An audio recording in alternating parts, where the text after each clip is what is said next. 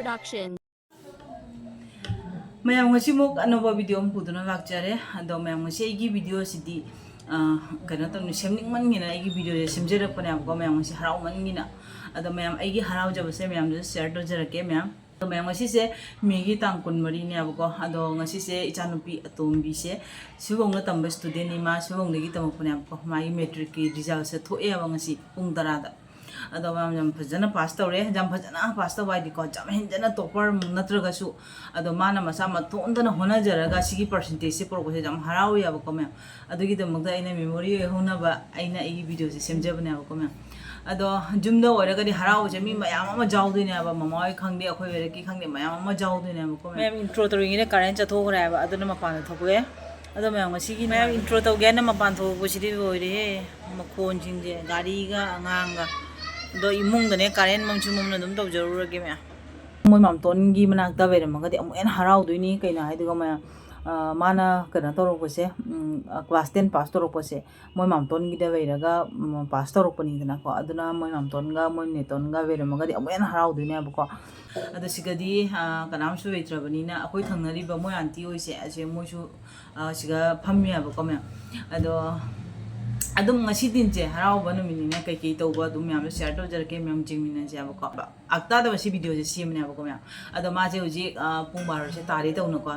han bse kano hairu khadang kat ke na tawri bane ko hairu khadang kat lage adu kai kai tawba ngasi din si ga dum mem je kan je ke ab ko ing si mem do mem hujik se pung baro khadang hen tak tawri ab ko me ado isan pi to mina ma chak cha dring da ado sarasati ma da hairu khadang kat ke na ne do hairu khadang kat le hairu tang kat na khurum jare ma mon si ing na ko sarati mana chanbi juri ke shum oi baja de ba ko me sini me mana khurum jare ado me am sigana cake khara pore mo pa na cake se adum akhoi ni chang na khara inbi ga na ko moi mache di college ta sakhiya ba ko ado mai cake se mangone inbi ga na cake khara pu bi re me am sini ba ko ado mangone video se caption nam te enghan ge na taw se mangone enghan mangam dre man jam ja de masumai na camera ka pa khot pa kari grang taw se isa no pi ani mak ja de ba ko me ado ju katang me am ne enghan jaram ge isa na pi si ne ba ko tom bi se ko ado me am hujik se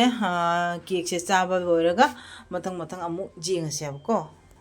मैं मुझे से पुंगनी मुंग तादी तौरे दो मनोना हान बगी कनो दा सरस्वती दा दुम हायु खरा कलगा खुरमजा रे बा को दो मैं एसु म्याम पर तो न साखे दुम थोंगे अदो ngasi se dum baro siga akhoi gi thangna ba ei mana bi siga moi mung che chak chaw ina haib ne ba ko ya ado moi se hujik cha ro ge ek ta chak ke thongja be na haib ado nung dang goi ne cha ra ge na haib ko ya ado hujik ai di asam bi da ke ki thonga do dum yang han dera ge mai hujik ki baro gi di ko ado ina nga khara ngaure du kai gi gobi khara kana fry tawre ko adu kai gi chana hawai jama thong ya ba adu kai gi ami pim tawre mai si tani ngasi gi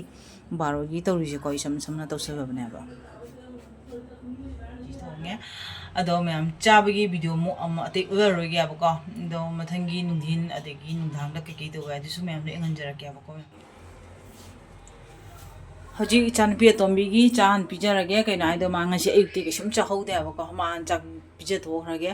the आइगा मोय बावदी कोन चारने अब को मोय पासु मा पांच खिबो को बनिना अद मान चाजरसनो अब को आइगी इमानबी सिगा मते मनाव सिनाने मोय बानी से अखोय जुमदा चक चाव हायबने बा बारो से अदो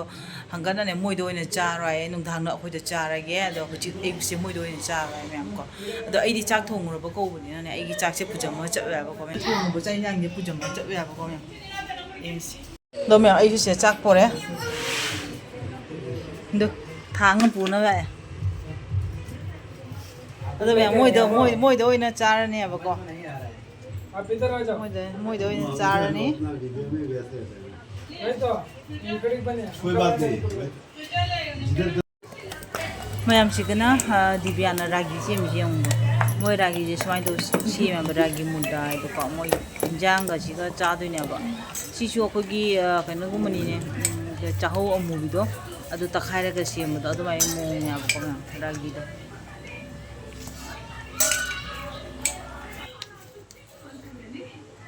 ओके इसका मुद्दा एक वीडियो बना लिया ना दो हान दे मुद्दा होइने चारे से मुद्दा दोनों मिला के मोगी रागी मुद्दा है दो चारे उसका हाथ खराब है ना ये कबाब से बेटा पूरा उसका हाथ खराब है ना थोड़ा ꯃꯣꯏꯒꯤ ꯏꯁꯤꯡ ꯊꯛꯅꯕ ꯌꯦꯡꯉꯨ थोड़ा ले लेना आप ले लेना थोड़ा ले लेना ꯑꯩꯅ ꯊꯣꯡꯖꯕꯗꯨꯅ ꯁꯤꯒ ꯂꯩꯔꯦ ज़्यादा हो गया आधा ले ꯃꯌꯥꯝ ꯑꯣꯛ ꯊꯣꯡꯕꯁꯦ ꯌꯦꯡꯉꯨꯁꯦ पोक करी साउथ इंडियन स्टाइल पोक करी एक पीस कर दे एक पीस उनको सिर्फ एक पीस देना तेल मत देना उसको ꯕꯌꯥꯒ ꯀꯩꯅꯣꯒ ꯆꯥꯔꯦ ꯌꯨꯝꯗ वो बोले piece piece piece piece piece वही लो वाला मुझे दे देना एक दे दो ज़्यादा नहीं एक बोला था कितना दे ओए रहा वही है उनका स्टाइल ꯃꯌꯥꯝ ꯍꯧꯖꯤꯛ ꯁꯟꯗꯥꯒꯤ ꯄꯨꯡ 3 ꯃꯈꯥꯏ ꯇꯥꯔꯦ ꯑꯗꯣ ꯃꯣꯅꯣꯅ ꯄꯤꯖꯥ ꯑꯣꯔꯗꯔ ꯇꯧꯒꯦꯅ ꯍꯥꯏꯌꯦꯕꯀꯣ ꯑꯗꯣ ꯅꯨꯄꯥꯅ ꯂꯥꯛꯄ꯭ꯔꯥ ꯉꯥꯏꯔꯤꯅꯦꯕ ꯑꯗꯣ ꯄꯤꯖꯥꯁꯦ ꯃꯣꯏ ꯑꯉꯥꯡꯁꯤꯡ ꯆꯥꯅꯕꯅꯦ ꯑꯣꯔꯗꯔ ꯇꯧꯈꯤꯕꯅꯦꯕꯀꯣ ꯃꯌꯥꯝ ꯂꯥꯛꯄꯨꯗꯤ ꯂꯥꯛꯑꯅꯤ ꯃꯌꯥꯝ ꯍꯧꯖꯤꯛ ꯄꯤꯖꯥ ꯄꯣꯔꯛꯑꯦ ꯄꯤꯖꯥꯁꯦ ꯉꯁꯤ ꯑꯣꯐꯔꯗ ꯐꯪꯉꯦ ꯍꯥꯏꯅ ꯑꯍꯨꯝꯒ ꯄꯣꯔꯛꯑꯦꯕꯀꯣ ꯃꯈꯜ ꯑꯍꯨꯝꯈꯛ ꯑꯗꯣ ꯃꯌꯥꯝ ꯑꯗꯨꯒ ꯊꯛꯅꯕ ꯄꯦꯞꯁꯤꯔ ꯀꯩꯅꯣ ꯑꯗꯨꯁꯨ ꯍꯥꯞꯄꯩꯌꯦꯕꯀꯣ ꯃꯌꯥꯝ ꯑꯗꯣ ꯃꯈꯜ ꯑꯍꯨꯝꯒꯤ ꯄꯤꯖꯥꯅꯤ ꯌꯥꯝ ꯍꯣꯡꯅ ꯐꯪꯉꯦ ꯍꯥꯏ ꯉꯁꯤꯁꯦ ꯑꯣꯐꯔ ꯅꯨꯃꯤꯠꯅꯦ ꯍꯥꯏꯀꯣ ꯑꯗꯨꯅꯤ ꯑꯗꯣ ꯃꯌꯥꯝꯅ ꯁꯤ ꯆꯥꯕꯁꯦ ꯂꯣꯏꯔꯒ ꯑꯃꯨꯛꯅꯦ ꯆꯥꯛ ꯊꯣꯡꯕ ꯍꯧꯒꯠꯇꯣꯏꯅꯦꯕꯀꯣ ꯃꯣꯏ ꯃꯄꯥꯅ ꯍꯧꯖꯤꯛ ꯖꯦꯟ ꯂꯧꯕ ꯆꯠꯈꯤꯌꯦꯕꯀꯣ ꯍꯧꯖꯤꯛ ꯃꯥ ꯑꯃꯨꯛ ꯂꯥꯛꯑꯅꯤ ꯍꯧꯖꯤꯛ ꯑꯗꯣ ꯑꯉꯥꯡꯁꯤꯡ ꯁꯣꯝꯗ ꯄꯤꯖꯥ ꯆꯥꯔꯤ ꯑꯗꯨꯒ ꯃꯌꯥꯝ ꯑꯩꯅ ꯁꯤꯒ ꯖꯦꯟꯁꯦ ꯃꯔꯣꯏ ꯃꯄꯥꯡ ꯍꯥꯞꯆꯤꯜꯂꯒ ꯐꯖꯅ ꯇꯣꯠꯁꯟꯅ ꯊꯝꯒꯦ ꯍꯥꯏꯅ ꯇꯧꯔꯤꯕ ꯍꯣꯔꯦꯟ ꯊꯣꯡꯕꯅꯅꯦ ꯌꯥꯡꯅꯕ ꯍꯥꯏꯅꯀꯣ ꯑꯩꯈꯣꯏꯒꯤ ꯀꯩꯅꯣꯒꯤ ꯖꯦꯟꯁꯦ ꯐꯥꯝꯒꯤ ꯖꯦꯟꯁꯦ ꯃꯅꯝ ꯑꯃꯒ ꯅꯝꯕꯅꯦꯕ ꯑꯗꯨꯗꯣ ꯅꯝꯗꯅꯕ ꯍꯥꯏꯅ ꯑꯩꯅ ꯂꯦꯕꯨꯁꯦ ꯍꯥꯞꯄꯒ ꯇꯣꯠꯂꯒ ꯊꯝꯒꯦ ꯍꯥꯏꯅ ꯇꯧꯔꯤꯅꯦꯕꯀꯣ ꯃꯌꯥꯝ ꯑꯗꯣ ꯁꯣꯝꯗꯅ ꯑꯁꯤꯁꯦ ꯑꯩꯅ ꯑꯗꯨꯝ ꯐ꯭ꯔꯥꯏ ꯇꯧꯒꯦ ꯍꯥꯏ ꯇꯧꯔꯤꯅꯤ ꯄꯀꯧꯔꯥ ꯈꯛꯇꯪ ꯍꯧꯒꯦ ꯍꯥꯏ ꯇꯧꯔꯤꯅꯦꯕꯀꯣ ꯃꯌꯥꯝ ꯁꯤꯗꯅ ꯐꯖꯅ ꯇꯣꯠꯁꯜꯂꯒ ꯊꯝꯒꯦ ꯁꯨꯃꯥꯏꯅ ꯇꯣꯠꯅ ꯊꯝꯃꯒꯅ ꯃꯅꯝꯁꯨ ꯅꯝꯃꯣꯏ ꯍꯣꯔꯦꯟ ꯑꯗꯩ ꯍꯥꯎꯁꯨ ꯑꯗꯨꯝ ꯍꯥꯎꯋꯦꯕꯀꯣ ꯑꯗꯨꯒꯤꯗꯃꯛꯇꯅꯤ ꯐꯖꯅ ꯇꯣꯠꯁꯟꯅ ꯊꯝꯃꯒꯦ ꯑꯩꯈꯣꯏꯒꯤ ꯃꯑꯣꯡꯗ ꯊꯣꯡꯉꯒ ꯄꯤꯖꯗꯣꯏꯅꯦꯕꯀꯣ ꯃꯌꯥꯝ ꯑꯩꯅ ꯁꯤꯗ ꯆꯤꯛꯀꯟ ꯀꯕꯥꯞꯀꯤ ꯃꯁꯂꯥꯁꯦ ꯈꯤꯇꯪ ꯍꯥꯞꯅ ꯊꯝꯃꯦ ꯑꯗꯣ ꯃꯌꯥꯝ ꯁꯤꯅꯅꯦ ꯑꯩꯅꯅꯦ ꯁꯤ ꯇꯣꯠꯁꯟꯅ ꯊꯝꯃꯤꯉꯩꯗ ꯉꯁꯥꯏꯒꯤ ꯂꯦꯝꯍꯧꯕ ꯀꯩꯅꯣ ꯀꯦꯛꯁꯤꯡꯗꯣ ꯑꯩ ꯆꯥꯒꯦ ꯍꯥꯏꯅ ꯄꯨꯊꯣꯔꯛꯏꯅꯤ ꯑꯗꯩ ꯏꯆꯥꯅꯨꯄꯤꯅ ꯌꯦꯡꯉꯨꯁꯦ ꯍꯩꯅꯧꯗ ꯀꯔꯤꯅꯣ ꯍꯥꯞꯆꯟꯅ ꯊꯝꯃꯤꯁꯦ ꯎꯔꯕꯁꯦ ꯐ꯭ꯔꯤꯖ ꯃꯅꯨꯡꯗ ꯃꯈꯜ ꯃꯈꯜ ꯃꯌꯥꯝꯁꯤꯗꯅ ꯑꯩꯈꯣꯏꯒꯤ ꯏꯃꯥꯟꯅꯕꯤꯁꯤꯒꯤ ꯃꯆꯥꯅꯨꯄꯥꯁꯤꯒꯤ ꯁ꯭ꯀꯨꯜꯗꯒꯤ ꯀꯩꯅꯣꯝ ꯖꯦꯛ ꯂꯧ ꯍꯥꯏ ꯃꯥꯜꯂꯦꯕꯀꯣ ꯑꯗ ꯃꯣꯅꯣꯅ ꯖꯦꯛ ꯄꯤꯔꯤ ꯁꯤꯒ ꯃꯌꯥꯝ ꯍꯧꯖꯤꯛꯁꯦ ꯆꯥꯛ ꯑꯣꯏꯅꯅꯦ ꯑꯩ ꯊꯥꯡꯗꯅ ꯊꯝꯃꯕꯅꯦꯕꯀꯣ ꯉꯁꯤꯗꯤ ꯈꯔ ꯉꯟꯅ ꯆꯥꯛꯁꯦ ꯊꯣꯡꯗꯣꯏꯑꯕ ꯑꯗꯣ ꯃꯌꯥꯝꯁꯤꯒ ꯖꯦꯟꯁꯦ ꯑꯩꯈꯣꯏꯒꯤ ꯃꯑꯣꯡꯗ ꯈꯔ ꯊꯣꯡꯉ ꯊꯝꯃꯦꯕ ꯌꯥꯝꯅꯗꯤ ꯊꯣꯡꯗ꯭ꯔꯦ ꯀꯩꯅꯣ ꯍꯥꯏꯗ ꯉꯁꯥꯏꯁꯦ ꯃꯌꯥꯝ ꯑꯃ ꯆꯥꯅꯈ꯭ꯔꯕꯅꯤꯅꯅꯦ ꯊꯣꯡꯗ꯭ꯔꯦꯕ ꯑꯗꯣ ꯃꯌꯥꯝꯁꯤꯒꯤ ꯄꯀꯧꯔꯥꯁꯤꯅ ꯑꯩꯅꯅꯦ ꯌꯥꯝꯅꯅꯦ ꯄꯨꯔꯥ ꯉꯧꯁꯟꯗꯅ ꯊꯝꯃꯤꯕ ꯍꯣꯔꯦꯟ ꯆꯥꯔꯝꯗꯥꯏꯗ ꯑꯃꯨꯛ ꯉꯧꯒꯦ ꯍꯥꯏꯅꯅꯦꯀꯣ ꯑꯗꯣ ꯁꯤꯅ ꯍꯋꯥꯏ ꯑꯃ ꯊꯣꯡꯉꯦ ꯆꯅꯥꯒꯤ ꯑꯗꯣ ꯃꯌꯥꯝꯁꯤꯒꯅ ꯆꯥꯛ ꯊꯣꯡꯉꯦꯕꯀꯣ ꯑꯗꯣ ꯃꯌꯥꯝꯁꯤꯒꯅ ꯑꯃꯨꯛ ꯑꯂꯨꯁꯤ ꯈꯤꯇꯪ ꯐ꯭ꯔꯥꯏ ꯇꯧꯒꯦ ꯍꯥꯏꯗꯣꯏꯅꯤ ꯍꯣꯔꯦꯟ ꯆꯥꯔꯝꯗꯥꯏꯗꯀꯣ ꯍꯧꯖꯤꯛꯇꯤ ꯇꯧꯔꯔꯣꯏꯑꯕ ꯃꯌꯥꯝꯁꯤꯁꯦ ꯏꯆꯥꯅꯨꯄꯤ ꯑꯇꯣꯝꯕꯤꯁꯦ ꯆꯥꯛ ꯂꯥꯝꯃꯦ ꯍꯥꯏꯀꯣ ꯈꯤꯇꯪ ꯄꯤꯔꯛꯑꯣ ꯍꯥꯏꯅ ꯃꯥꯒꯤ ꯑꯣꯏꯅ ꯄꯤꯕꯤꯔꯒꯦ ꯑꯗꯣ ꯃꯥꯗꯤ ꯃꯈꯣꯡꯁꯦ ꯌꯥꯝ ꯄꯥꯝꯃꯦꯕꯀꯣ ꯑꯗꯣ ꯁꯨꯃꯥꯏꯅ ꯇꯧꯔ ꯃꯥꯒꯤ ꯈꯤꯇꯪ ꯄꯤꯔꯒꯦ ꯍꯥꯟꯅ ꯃꯥ ꯍꯥꯟꯅ ꯄꯤꯖꯊꯣꯛꯈ꯭ꯔꯒꯦꯕꯀꯣ